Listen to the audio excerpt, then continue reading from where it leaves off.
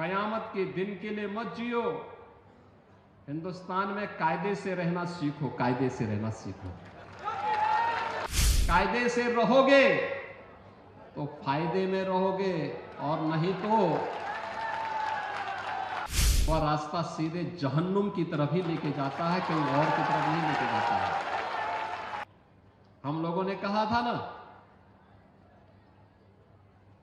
कि रामलला हम आएंगे, मंदिर वहीं बन गया ना, मंदिर अयोध्या में। कोई संदेह है?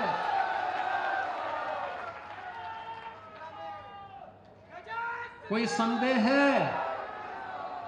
और हम आज फिर इस बात को कह रहे हैं कि कयामत के दिन तक भी कभी, कयामत का दिन तो कभी आना ही नहीं है, और इसलिए बाबरी ढांचे का पुनर्निर्माण कभी होना ही नहीं है।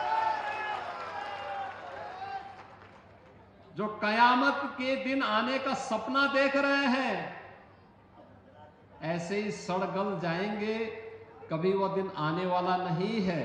और उनके सपनों को ऐसे ही हम अपनी विरासत को सम्मान देते हुए, भारत की गौरवशाली परंपरा को, सनातन धर्म की इस परंपरा को, जैसे प्रधानमंत्री जी ने 25 नवंबर को अयोध्या धाम में आकर के सनातन के प्रतीक श्री राम मंदिर में भव्य केसरिया ध्वज का आरोहण किया था, ये केसरिया ध्वज हमेशा ही भारत के इस गौरव को, सनातन के इस गौरव को आगे बढ़ाने का कार्य इसी मजबूती के साथ करेगा। बहनों और भाइयों, आप याद करिए ना, अयोध्या में 500 वर्षों के बाद एक गौरवशाली क्षण हमारे सामने आया। इन 500 वर्षों में अनेक राजा महाराजा आए, अनेक सरकारें आई होंगी। 1947 में भारत आजाद हुआ, 1952 में पहली चुनाव के बाद सरकारें बनी, लगातार हर चुनाव के बाद सरकारें बनती थी, फिर चुनाव होते थे, सरकारें बनती थी। अयोध्या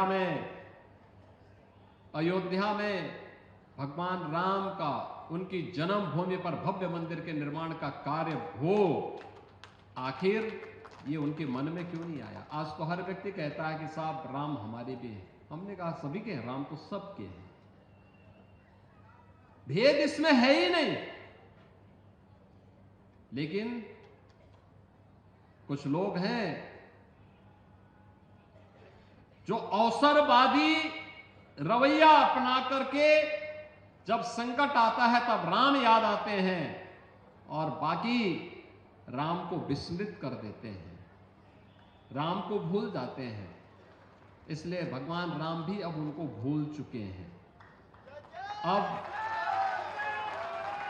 अब उनकी नैया कभी पार नहीं होनी है, उनको कभी आगे नहीं बढ़ना है।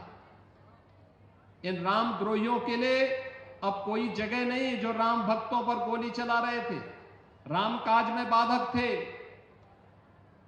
इन लोगों के लिए अब कोई जगह नहीं। और जो लोग अभी सपना देख रहे हैं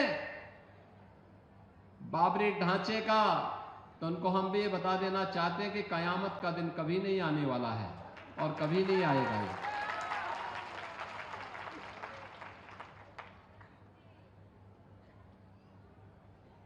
कयामत के दिन के लिए मत जियो। हिंदुस्तान में कायदे से रहना सीखो, कायदे से रहना सीखो। यहां का कानून मानो,